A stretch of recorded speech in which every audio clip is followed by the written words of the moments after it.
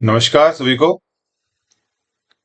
जैसा कि आपको मालूम ही है कि मैं पिछले कुछ दिनों से एसओपी मॉडल एसओपी के ऊपर शेड्यूल ऑफ पावर पे एक वीडियो बना रहा था और मैंने कहा था कि इसको खत्म करूंगा, लेकिन जब चौथा पार्ट बनाने की मैंने आगे स्टार्ट किया तो देखा उसमें एक ब्रेकडाउन अलाउंस के सैंक्शन के बारे में बताया था, कौन सैंक्शन करता है। और पहले भी मेरे पास कुछ लोगों ने ब्रेकडाउन अलाउंस के बारे में पूछा, सर क्या होता है, इसके ऊपर वीडियो बनाए। तो मैंने सोचा कि चलो एक ब्रेकडाउन अलाउंस के ऊपर भी कभी क्वेश्चन भी पूछे जाते हैं और एक जानकारी होनी चाहिए, तो आज ब्रेकडाउन अलाउंस के ऊपर एक छोटा सा वीडियो बनाने की कोशिश की। सबसे पहले तो ये समझना जरूरी है कि ब्रेकडाउन होता क्या है। तो उसके लिए मैं पहले तो बता दूं कि रेलवे में, जैसा कि मालूम है कि एक बहुत बड़ा ऑर्गेनाइजेशन है, काफी लोग काम कर रहे हैं, काफी डिपार्टमेंट काम कर रहे हैं। और इतना बड़ा डिपार्टमेंट रेलवे का बिजनेस क्या है, ये सभी आप जानते हैं क्या बिजनेस है। हमारा बिजनेस है ट्रांसपोर्टेशन का, यानी हम एक स्थान से दूसरे स्थान जो है अपने जो भी मैं अपने इंसानों को भेजते हैं, जानवरों को भेजते हैं और वस्तुओं को भेजते हैं, जो भी सामग्री होती है। और लाने ले जाने के लिए जो भी हमारी सर्विसेज होती है उसके ऊपर हम पैसा लेते हैं। तो हमारा मेन जो बिजनेस है रेलवे का वो है ट्रांसपोर्टेशन, यानी एक वस्तु, इंसान जो भी हो उसको एक स्थान से दूसरे स्थान तक पहुंचाना। तो ये हो गया ट्रांसपोर्टेशन। तो हमारी जो सैलरी मिल रही है, तनख्वाह मिल रही है, उसी पे मिल रही है कि हम कितना हम ज्यादा जो है इंसानों को भेज पा रहे हैं, मनुष्यों को भेज पा रहे हैं, कितना सामान भेज पा रहे हैं, कितना ज्यादा भेज पा रहे हैं। और एक उसमें आता है, एक इश्यू आता है कितना हम जल्दी भेज रहे हैं। जैसे आजकल वंदे भारत जैसे ट्रेनें आ गई है, उसके पीछे लॉजिक ये है कि एक ट्रेन जो आपकी मान लीजिए किसी गंतव्य स्टेशन पे 10 घंटे में पहुंचती है, वो मान लीजिए 1,000 आदमी को पहुंचा रही है, 1,000 को। और वही कोई नई ट्रेन अगर 5 घंटे में पहुंचा दे, तो हम 10 घंटे में 2,000 आदमी पहुंचा सकते हैं। तो इसलिए टाइम हम बचाते हैं, गाड़ियों की स्पीड बढ़ा रहे हैं, नई टेक्नोलॉजी लेके आ रहे हैं ताकि ज्यादा से ज्यादा लोगों को जल्दी से जल्दी पहुंचाया जाए। तो ये हमारा मेन स्पीड जो है ऑर्गेनाइजेशन, ये है कि हम ट्रांसपोर्टेशन करें, ज्यादा संख्या में करें, ज्यादा तादाद में करें और जल्दी से जल्दी करें। तो यही बिजनेस है हमारा। और ये बिजनेस जितना अच्छा चलेगा, हमारे पास सैलरी अच्छी आएगी, हमारा ऑर्गेनाइजेशन अच्छा चलेगा, बोनस मिलता है हमारे को, उसी पे प्रॉफिट मिलता है, ज्यादा प्रॉफिट होगा हमारे रेलवे ऑर्गेनाइजेशन को। तो हमारी सभी रेलवे एम्प्लॉय की, सबकी ऑर्गेनाइजेशन की ये ड्यूटी है, जवाबदारी, कि हम जो ट्रांसपोर्टेशन कर रहे हैं वो स्पीड में करें, अच्छे से करें। तो उसमें रुकावट नहीं आनी चाहिए, कहीं ऑब्स्ट्रक्शन नहीं आना चाहिए कि किसी वजह से रुकावट आ गया है। और हमारा जो रुकावट आने से क्या होता है, सब चीज रुक जाएगी, हमारी इनकम कम हो जाती है, उसमें मतलब ये कम हो जाएगी।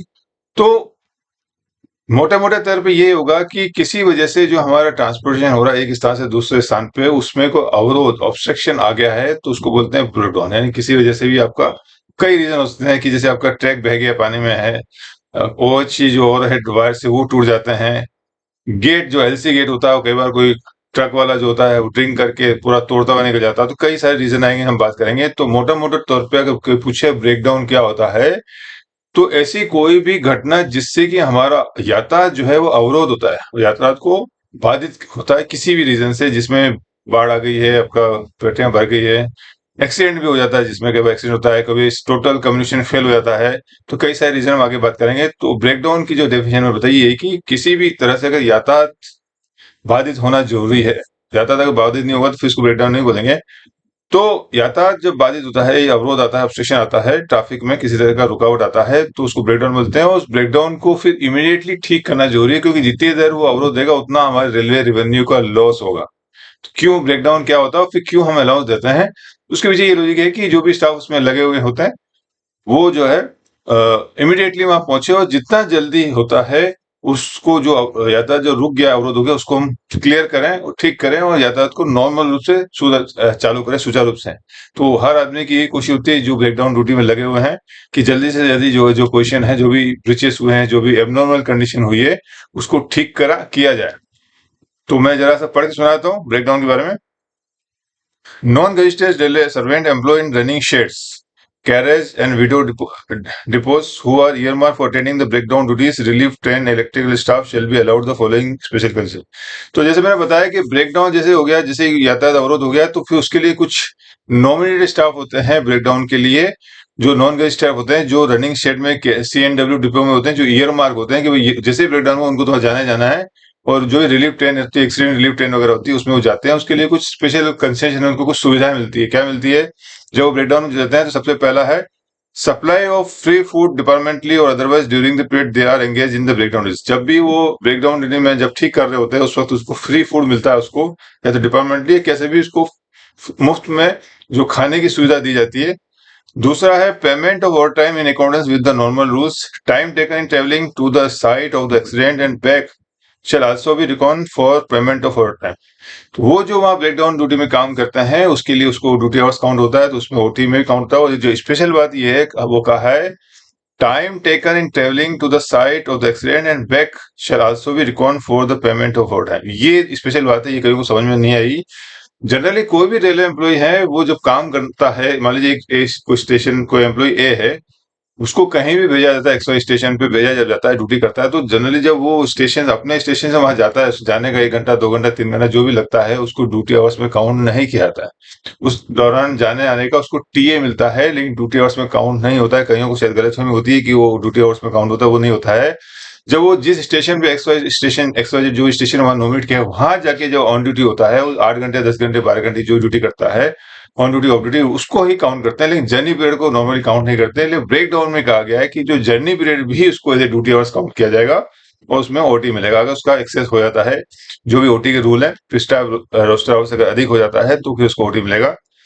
अगला पॉइंट है payment of daily allowance to the all staff without stipulation that they should be out of headquarter beyond 8 kilometre for a period exceeding 12 consecutive hours irrespective whether they attend the breakdown duties at the place of work, headquarter station limit और outside the headquarter limit.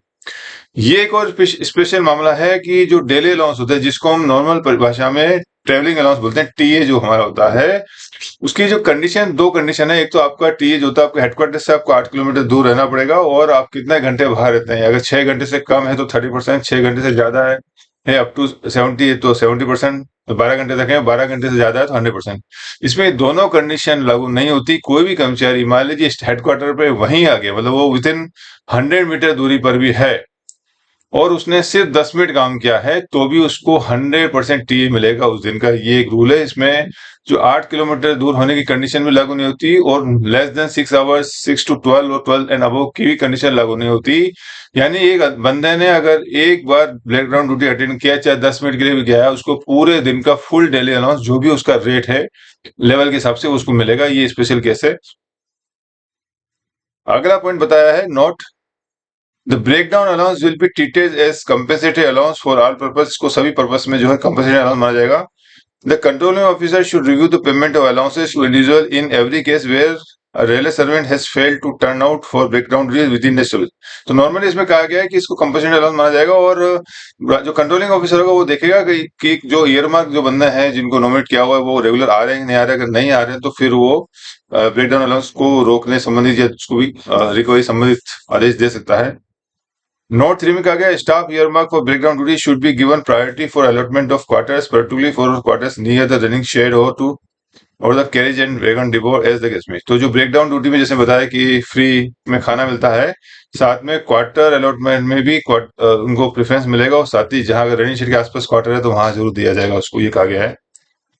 Note 3 में कहा गया है supervisor staff holding post up to level 6 and above in the pay matrix shall be granted the breakdown allowance at the rate prescribed in RB 106। तो जो भी इसमें staff है up to supervisor staff 46 grade pay above जो भी हैं, उसमें जो डिपो का जो इंचार्ज है उसमें except the supervisor incharge of CNW and loco running shed और इलेक्ट्रिकल, इनका जो इंचार्ज होगा उसको ब्रेकडाउन अलाउंस नहीं मिलेगा। इंचार्ज मतलब एक ही बंदा होगा, बाकी जितने भी स्टाफ है उनको मिलेगा। उसको जो रेट है वो दिया है 106/217। इसको मैं खोल देता हूँ आपको। ये 106/217 है जो एक 7th पे कमीशन के बाद आया, जो हेल्पर और हेल्पर 2 3 जो भी लेवल 1 में है 1800 में, उनको 270 रुपए मिलता है पर मंथ। ये ईयरमा जो फिक्स है, जिनको नॉमिनेशन किया हुआ है, लिस्ट आउट किया हुआ है, जिनका नाम डाला हुआ है। टेक्नीशियन ग्रेड 3 को 405, टेक्नीशियन ग्रेड 2 1 एंड सुपरवाइजर जो पहले MCF वगैरह हुआ करते थे उनको 540 रुपए और सीनियर टेक्नीशियन जेई वगैरह जो होते हैं उनको 675 रुपए मिलते हैं। तो जितने भी जेई एंड SSC जो भी है उनको 675 मिलेंगे, लेकिन अगर वो इंचार्ज है तो उसको CNW है, लोकल रनिंग शेड है, इलेक्ट्रिकल रिले ट्रेन का वो इंचार्ज है तो उसको ब्रेकडाउन नहीं मिलेगा, बाकी सभी को मिलेगा। ये बताया गया है नोट 3 में। चौथा पॉइंट बताया, gazetted officer attending to accident duties में also be supplied free food supply to जो स्टाफ, बाकी स्टाफ को जो खाना मिल रहा है, अगर वहाँ गजेटेड ऑफिसर जाते हैं, जनरली में देखता है कि ब्रांच ऑफिसर होते हैं, एक्सीडेंट अगर होते हैं, वो मेडिकल के ऑफिसर भी होते हैं, तो उनको भी फ्री में खाना मिलेगा। No special arrangement will be made for gazetted officer separately, nor will the cash reimbursement in lieu of free food be permissible. तो ऑफिसर्स के लिए कहा गया कोई अलग से अरेंजमेंट नहीं करना, और किसी वजह से खाना नहीं मिल रहा है तो उसके लिए कैश देने का भी प्रोविजन बना किया है 1975 का। All the other non-gazetted staff of all department who are called out in connection with the accident shall be allowed the following। तो ये जो मैंने अभी पैरा 1 में जो बताया था, ये वो लोगों के बेनिफिट थे जो कि ईयर मार्क थे, जिनका लिस्ट में नाम लिखा हुआ है कि ये ब्रेकडाउन ड्यूटी में जाएंगे, उनको हर महीने मिलता है, ब्रेकडाउन अलाउंस मिलता है, वो है। अब ये वो लोगों की बात हो रही है नंबर 2 में। All other non gazetted staff of all department who are called, मतलब बाकी जो स्टाफ है, जैसे ब्रेकडाउन होता है तो नॉमिनल स्टाफ तो होता है, लेकिन कई बार नॉमिनल स्टाफ जो है कम पड़ते हैं, और मान लीजिए बड़ा एक्सीडेंट हो गया आपका, तो उसमें ज्यादा लोग चाहिए, तो अगर किसी वजह से नॉमिनेटेड स्टाफ के अलावा बाकी लोगों को भी बुलाते हैं, भाई आप आ जाइए, जरूरत है, हेल्प की जरूरत है, तो उनको भी जो बेनिफिट मिलते हैं, कंसेशन, उसकी बात की यहाँ पर। Supply of free food departmentally, otherwise ये सेम वही है जो फ्री फूड का जो ब्रेकडाउन में जिनको मिलता है, जो एरो मार्क होते हैं, उनके अलावा बाकी लोगों को भी फ्री फूड मिलता है। और पेमेंट ओवर टाइम की जो बात मैंने की थी, ये रूल इन पे भी लागू होगा। और डेली अलाउंस जो मैंने कहा था इससे पहले, जो इनको मिलता है, ब्रेकडाउन वाला मिलता है फ्री में, जो 8 किलोमीटर और 12 घंटे 6 घंटे का जो दो कंडीशन है, बियॉन्ड 8 किलोमीटर, ये कितने घंटे बाहर रहा, दोनों कंडीशन इस पे भी, इन पे भी लागू नहीं हुई, इनको भी फुल। यानी कोई भी रेलवे कर्मचारी, आइदर वो ईयर मार्क हो ब्रेकडाउन के लिए या नहीं हो, कोई भी रेलवे कर्मचारी अगर ब्रेकडाउन ड्यूटी में उसको बुलाया जाता है, तो अगर वो 10 मिनट के लिए भी जाता है और अपने हेडक्वार्टर में भी जाता है, मतलब अपने ऑफिस से बिल्कुल नजदीक में भी जाता है, 100 मीटर दूरी पर भी, तो उसको full daily allowance, 100% daily allowance मिलता है। The concession enumerated above are also admissible to support staff who are not in receipt of standing breakdown allowance in accordance with sub rule। तो ऊपर के पैराग्राफ में जैसे बताया था, जो इंचार्ज होता है सीएनडब्ल्यू का, इलेक्ट्रिकल ब्रांच का जो भी रहा है, उसको जनरल ब्रेकडाउन ड्यूटी अलाउंस नहीं मिलता है, लेकिन अगर उसको भी अगर बुलाया जाता है, तो ये कंसेशन जो है फ्री फूड है, ओवर टाइम वाला, ओवर टाइम तो उसको मिलेगा ही नहीं, डेली अलाउंस को भी मिलेगा, क्योंकि इंचार्ज को ओवर टाइम नहीं मिलता, तो नंबर 2 वाला पैरा नहीं लगेगा मेरे ख्याल से। वंस फ्री फूड मिल जाएगा और डेली अलाउंस को 100% मिलेगा। Where it is not possible to make arrangement for the supply of free food as provided under sub-rule 1 and 2, cash in lieu thereof may be paid to the staff including gangmen, trolleymen engaged in the breakdown duties। इसमें कहा गया है कि normally free में खाना देना है, नहीं, कई बार कुछ ऐसी जगह में एक्सीडेंट होता है जहाँ खाना का बंदोबस्त करना पॉसिबल नहीं हो पाता, प्रैक्टिकल नहीं हो पाता, जो भी खाने के लिए जो जिम्मेदार लोग हैं, रिस्पॉन्सिबल पर्सन है, तो कहा है कि आप उसको जो रेट फिक्स है, जनरल मैनेजर जो है इन कंसल्टेंट एफएनसी के साथ मिलकर जो भी रेट फिक्स किए हैं, वो रेट दिया जा सकता है। Payment of cash in lieu of free food should however be restored to only in exception, मतलब बहुत ही एक्सेप्शन केस में इधर नॉर्मली कहा गया है कि आप पूरी कोशिश कीजिए कि आप उनको फ्री में खाना दें, क्योंकि वहां खाने की जरूरत है, पैसे की नहीं, क्योंकि आदमी भूखा होगा तो काम करने में दिक्कत होगी। तो ये कहा गया है कि बहुत रेयर केस में, एक्सेप्शन केस में ही आप पैसे का प्रेफरेंस दें, लेकिन नॉर्मली में आपको खाना ही दिया जाए वहां पे जो स्टाफ जो है ब्रेकडाउन ड्यूटी में जो लोग लगे हुए हैं। अब ब्रेकडाउन ड्यूटीज के बारे में यहाँ थोड़ा सा ब्रीफ किया, क्या क्या होता है रेलवे बोर्ड डिसीजन है। For the purpose of sub rule 1, ऊपर जो मैंने एक और 2 बताया था, एक में तो ब्रेकडाउन ड्यूटी में लगो जो इन्वॉल्व है ईयर मार्क के, उनके लिए बताया था, और 2 में वो अदर देन जो भी ब्रेकडाउन ड्यूटीज में नॉमिनेटेड उनकी बात हुई है। एक ब्रेकडाउन में भी any accident which involve the calling out of breakdown train और इंजन विद स्पेशल स्टाफ और equipment including MFD equipment and traffic cranes from the nearest breakdown train depot shed और ब्रिज और wash away on the line which international. इसमें कहा गया है कि कोई भी ऐसी घटना, कोई ऐसी एक्सीडेंट जो आपको ब्रेकडाउन ट्रेन को, इंजन को बुलाना पड़े जिसके लिए, ताकि नॉर्मल करने के लिए, जिसमें जो है कि पटरियों का बह जाना या आपका नॉर्मल ट्रैफिक जो है वो, जिसमें अवरोध पैदा, इंटरप्शन ऑफ नॉर्मल ट्रैफिक का है। इसका मतलब है कि जो आपका जो नॉर्मल साधारण यातायात है उसमें अवरोध आ जाए, ऑब्स्ट्रक्शन आ जाए, इंटरप्ट हो जाए आपका नॉर्मल ट्रैफिक। सेकेंड में बताया था the following event which interrupt normal traffic on running line should also be treated as breakdown for the purpose of sub rule 1 ये तो एक बता दिया कि जब भी आपको कुछ ऐसी घटना होगी, आपका नॉर्मल ट्रैफिक में इंटरप्शन आ जाए, तो आपको ब्रेकडाउन ट्रेन बुलाना पड़ रहा है, इंजन बुलाना पड़ रहा है, या भी जो स्टाफ जो एआरटी वो बुलाते हैं, जिसमें 2 एग्जाम्पल तो दिया, वाश अवे हुआ, ब्रीच या वाश अवे हो गया आपका। इसके अलावा भी किस किस को ब्रेकडाउन बोलेंगे उसमें डेफिनेशन दिया है। Snapping of overhead electric traction lines will involve calling out of tower wagon and breakdown lorry. यानी जो ऊपर इलेक्ट्रिक जो वायर होते हैं, इलेक्ट्रिक ओवरहेड जो वायर होते हैं, ओएचई जिसको बोलते हैं, ओएचई वायर किसी वजह से टूट जाते हैं, जिसकी वजह से आपको टावर वैगन बुलाने की आवश्यकता होती है, तो ओएचई जैसे ही गिर जाएगा तो ऑब्वियसली आपका ट्रैफिक जो है उसमें ऑब्स्ट्रक्शन आ जाएगा। Damage bursting of point require the attendance of a breakdown repair. कई बार पॉइंट बस्ट हो जाते हैं, उसमें भी आपको ब्रेकडाउन जो गैंग स्टाफ को बुलाने की जरूरत है। Breakdown of interlocking lifting barrier, जो गेट के ऊपर जो लिफ्टिंग बैरियर होते हैं आपके, उसके ऊपर भी आपका वो भी खराब हो जाता है। Total interruption of telecommunication and communication of power supply, किसी वजह से पूरा आपका पावर सप्लाई फेल हो जाए और आपका इंटरप्शन टेलीकम्युनिकेशन जो है संचार व्यवस्था भी आपकी ठप हो जाए, तो उसको भी ब्रेकडाउन कहा जाएगा। इसके बाद एक सर्कुलर रिले बोर्ड को आया, वो मैं आपको बाद में बताऊंगा, जिसमें थोड़ा सा रिवाइज किया रिले बोर्ड ने कि ब्रेकडाउन की परिभाषा में थोड़ा सा डिफर किया है। ये हमारा ब्रेकडाउन का मेन मुद्दा आ गया है। अब मुझे ब्रेकडाउन अलाउंस से संबंधित कुछ सर्कुलर बताना थे। ये आपका मैंने बता दिया कि ये अलाउंस का तो मैंने बता दिया। अब ब्रेकडाउन अलाउंस और के ऊपर जो सुविधाएं मिलती है वो तो मैं बता दिया था। अब ब्रेकडाउन के कनेक्शन में कुछ क्लेरिफिकेशन है जो भी काफी इंपॉर्टेंट रहेंगे मेरे ख्याल से। सबसे पहला जो क्लेरिफिकेशन आएगा ब्रेकडाउन के ऊपर, किसी ने ये क्वेरी रेज की थी रेलवे बोर्ड में कि जो ब्रेकडाउन में कहा गया कि जो भी आदमी है इरेस्पेक्टिव हेडक्वार्टर में भी अगर ब्रेकडाउन होता है तो उसको 100% टी मिलेगा। तो किसी ने रेज किया था कि जो कंट्रोल ऑफिस में जो चीफ पावर कंट्रोलर होते हैं या चीफ ट्रैक्शन कंट्रोलर होते हैं या चीफ टीएक्सआर होते हैं, जो वहां से मूवमेंट के ऊपर उनको इंस्ट्रक्शन देते हैं क्या करना है क्या नहीं करना है, तो क्या उनको टीए मिलेगा? उनको भी 100% मिलेगा। इवन कई बार ऑफिसर भी वहां होते हैं तो उनको भी वो भी इंस्ट्रक्शन देते हैं, तो क्या उनको टीए 100% मिलेगा? ये कहा गया। तो इसमें इन्होंने कहा है, it is clarified that neither breakdown allowance nor TA is admissible to staff working in control office for monitoring the relief operation in breakdown. तो ब्रेकडाउन में जो ऑपरेशन को जो मॉनिटर करते हैं कंट्रोल ऑफिस में बैठते हैं, वो चूंकि साइट पे नहीं जाए, इसमें का मेन स्पीड यही कहा है कि जो साइट पे जो जाएगा उसी को ही ब्रेकडाउन अलाउंस या टीए मिलेगा आपको 100%। ऑफिस से आप मॉनिटर करते हो वो they are not eligible for the neither breakdown allowance nor TA. तो ये क्लेरिफिकेशन कहीं शायद काम आएगा।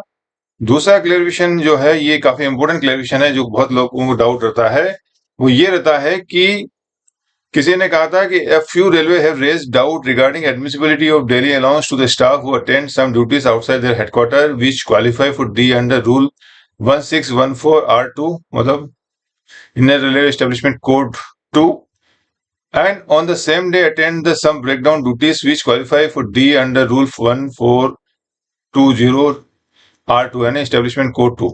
तो मैं बता दूं, एक तो डीए का मतलब डेली अलाउंस टी हो गया, R2 मतलब Indian railway establishment code part 2 हो गया, और 1420 और 1614 से मैं बता दूं, कई बार एग्जाम में पूछा जाता है कि जो हमारा ब्रेकडाउन ड्यूटी के दौरान जो 100% टीए मिलता है वो किस रूल के तहत आता है, किस पैरा में आता है। तो 16 नंबर चैप्टर में नहीं आता है, वो 14 नंबर चैप्टर में आता है। कंपल्सरी अलाउंस का एक चैप्टर है हमारा 14 नंबर का, उसमें आता है, तो वो पैरा 1420 लगेगा। अगर आपको ब्रेकडाउन ड्यूटी के अंदर टीए मिलने के ऊपर रूल देखना है तो वो आपको 16 नंबर का जो टेबल अलाउंस का रूल है उसमें कहीं भी ब्रेकडाउन के अंदर 100% टीए का नहीं मिलेगा। उसमें ढूंढेंगे तो आप ढूंढेंगे गया कहाँ है, इसमें तो है नहीं ब्रेकडाउन देने का। तो उसके लिए आपको 14 नंबर चैप्टर जाना पड़ेगा, और 14 में उसका पैरा कंसर्न रूल लगेगा, रूल नंबर 1420। तो किसी ने रेज किया था कि कई बार कोई एम्प्लॉय है वो किसी काम से, मान लीजिए मैं अहमदाबाद की बात करूं, किसी कर्मचारी को अहमदाबाद से बड़ौदा भेजा गया है, वो सुबह गया, यहाँ से 6 बजे निकला है, बड़ौदा गया है, और अचानक उसको ब्रेकडाउन के लिए वापस अहमदाबाद या आसपास जो भी मणिनगर या बीच में के आनंद आनंद बुलाते हैं एक्सीडेंट ब्रेकडाउन के लिए, तो क्या उसको टीए किस हिसाब से मिलेगा वो कहा गया है। तो इसमें क्लेरिफिकेशन में पढ़ देता हूँ। It is clarified that daily allowance admissible under rule 1614, ये हमारा टेबल अलाउंस का है, जो नॉर्मल टी हम बात करते हैं वो उसकी बात कर रहा है। ये distinct from the daily allowance admissible under rule 1420 R2, and the one need not to be limited to others. Thus, on any day when a staff performs any outstation duty which qualifies for DA under Rule 1614 R2, and on the same day attends to any breakdown duty which qualify for D under Rule 1420 R2, he will be eligible to draw total DA of more than 1 day's DA. तो इसमें कहा गया है कि कोई कर्मचारी है, जैसे मैं अभी एग्जांपल दे, अहमदाबाद से बड़ौदा गया है और वहां से फिर ब्रेकडाउन ड्यूटी अटेंड करता है, तो यहाँ से जो बड़ौदा जो गया बंदा, मतलब जो भी उसको नॉर्मल जो ड्यूटी भेजा गया उसका टीए अलग मिलेगा, और अगर ब्रेकडाउन भी अटेंड करता है तो उसका तो 100% मिलना है। उसके अलावा जो अदर देन ब्रेकडाउन ड्यूटी के वाला किसी भी जगह वो गया है तो उसका टीए जो भी वो 60%, सॉरी 30%, 70%, 100% वो अलग होगा, वो ब्रेक डाउन का अलग होगा। तो ऐसे मामले में नॉर्मली हमारा एक रूल है कि किसी भी कर्मचारी को एक दिन का जो टीए है, कई बार उसकी मान ली 30% बढ़ के 4 बार में आपका 120% हो जाता है, तो हम एक रूल लगाते हैं कि मैक्सिमम 100% डेली अलाउंस या टीए मिलेगा। लेकिन एक्सीडेंट के मामले में जब ब्रेकडाउन ड्यूटी में कोई आदमी इन्वॉल्व होता है, वो ऑलरेडी किसी ड्यूटी में बाहर गया हुआ है और उसको वहां से फिर उसको कहा जाता है कि आप ब्रेकडाउन में भी जाइए, तो उसको जब टीए जो होगा उसका 100% से ज्यादा हो जाएगा। कई बार लोग सर्कुलर ढूंढते हैं, तो ये सर्कुलर मैक्सिमम लोगों के लिए काम के आएगा। इसमें तीसरे में एक बात की, it is however further clarified that DA admissible under rule 1420 R2 would be limited to 1 day's DA for attending a particular breakdown in a day, even if more than one trip is made to the site to the of the breakdown on the day. इसका मतलब ये होता है कि मान ली किसी कर्मचारी वो मतलब घर पे बैठा हुआ है या ऑफिस में है वो, और उसको ब्रेकडाउन में जाने को बोलते हैं, तो गया वहां पे, फिर वहां से उसको बोलता है आप वापस ऑफिस जाइए, कुछ काम था या काम खत्म हो गया, वो चला गया, फिर अचानक उसको लगा कि कोई ने आपको काम है वापस आइए। ऐसा अगर वो 2-3 बार उसको बुलाते हैं तो फिर नॉर्मली जो हमारा नॉर्मल केस में हम जो 30% बार बार क्लेम करते हैं, वो रूल यहाँ नहीं लगेगा। यहाँ पे एक एक ब्रेकडाउन साइट पे अगर जाते हैं, एक बार जाते हैं या 2 बार जाते हैं या 4 बार जाते हैं, आपको एक पूरा सिर्फ 100% ही डीए मिलेगा ब्रेकडाउन वाला। इसमें ये कहा है थर्ड पॉइंट पे। तो इसमें एक बार दोबारा रिपीट कर दूं कि जो आरबी 120/90 है, इसमें कहा गया है कि अगर कोई कर्मचारी नॉर्मली अगर कोई बाहर गया हुआ है तो उसका टीए और ब्रेकडाउन का टीए मिला के 100% से ज्यादा हो सकता है और उसको मिलेगा एज पर रूल। ये कुछ करेक्शन मैंने बताया था 144/91 है, जिसमें ब्रेकडाउन ड्यूटीज में जनरली सारी बात की थी, लेकिन यहाँ पे इन्होंने एक छोटा सा कोरिजेंडम निकाला हुआ है ये कि 1420 में ये कुछ जो भी ब्रेकडाउन की डेफिनेशन की थी, इसमें जो चेंज किया है वो है any accident which involve the calling of breakdown train और engine which special staff equipment from the nearest. ये मैं ऑलरेडी पढ़ चुका हूँ। Any of the following which interrupt normal traffic, कोई भी ऐसी जो घटना है जो आपके नॉर्मल ट्रैफिक को इंटरप्ट करती है ऑन रनिंग लाइन्स। ये snapping of overhead electric traction lines which involves calling out of tower running. ये मैं पढ़ चुका हूँ कि ओवरहेड इलेक्ट्रिकल ट्रैक्शन लाइन का टूटना जिसके लिए टावर वैगन या ब्रेकडाउन लॉरी को बुलाना पड़ेगा। लेकिन ये डैमेज और bursting of points required attendance ये हटा दिया इन्होंने, ये इसके रिवाइज कर दिया। ये ऊपर वाला लाइन थर्ड पैरा तो रखा हुआ, थर्ड पैरा जो भी है, ये डैमेज वाला ये हटा दिया है रेलवे बोर्ड ने 1991 के अंदर। तो जस्ट मैं जानकारी के लिए बता रहा हूँ आपको कि थोड़ा रिवाइज किया है।